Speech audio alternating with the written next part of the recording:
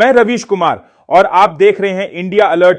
24 घंटे 7 दिन यहां मिलेंगी आपको देश दुनिया की बड़ी और सटीक खबरें। चैनल को सब्सक्राइब जरूर करें।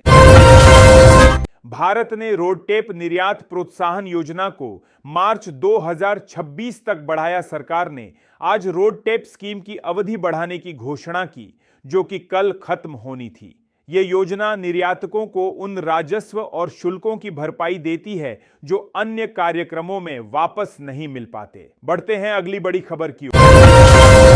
आरबीआई ने छोटे व्यवसाय आड़ नियमों में संशोधन किए। अब बैंकों को व्यवसायियों पर क्रेडिट जोखिम के आधार पर मार्जिन स्प्रेड अधिक लचीलापन से बदलने की अनुमति होगी। इसके अलावा उन व्यवसायों को भी अधिक सुविधा मिल सकेगी जो सोना कच्चे माल के रूप में उपयोग करते हैं।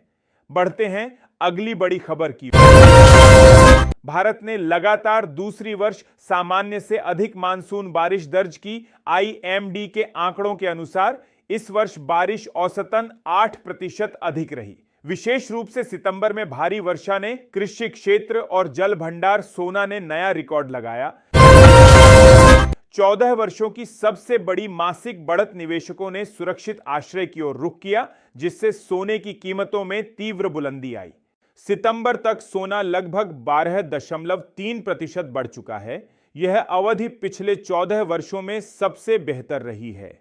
बढ़ते हैं अगली बड़ी खबर की ओर।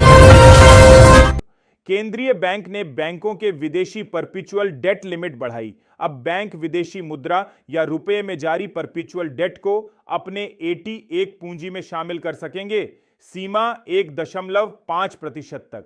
यह कदम बैंकों को पूंजी जुटाने और वित्तीय लचीलेपन को बढ़ाने के उद्देश्य से है। बढ़ते हैं अगली बड़ी खबर की ओर। भारत के उद्योग उत्पादन में अगस्त में 4% की वार्षिक वृद्धि, औद्योगिक आंकड़ों में 4% की वृद्धि दर्ज की गई। विशेष रूप से खनन और बिजली उत्पादन ने योगदान दिया। उपभोक्ता उपकरणों और पूंजी सामानों में भी बढ़त देखने को मिली। बढ़ते हैं अगली बड़ी खबर की ओर। भारत अनुसंधान टाटा स्टील ने नीदरलैंड सरकार के साथ समझौता किया। कंपनी ने आइजमुइडन संयंत्र के लिए कम कार्बन उत्पादन की दिशा में कदम बढ़ाया है।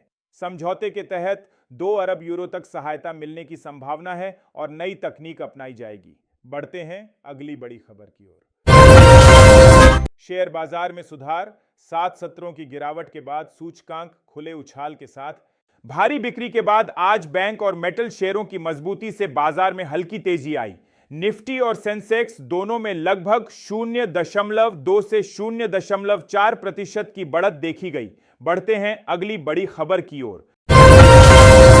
भारत की अर्थव्यवस्था पर नजर। रुपया डॉलर के मुकाबले नरम हुआ। रुपये ने अपने रिकॉर्ड नीचे स्तर के पास खुला और दबाव में रहा, एशियाई कमजोरियों और व्यापार तनाव के कारण।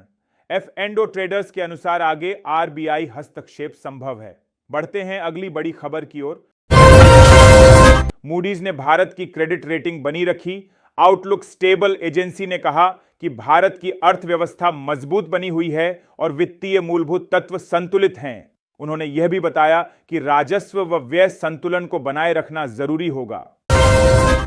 ये थी आज की 10 बड़ी खबरें। अगर आपको यह प्रस्तुति पसंद आई हो तो हमारे चैनल को सब्सक्राइब करें और वीडियो को लाइक और शेयर करना ना भूलें। धन्यवाद।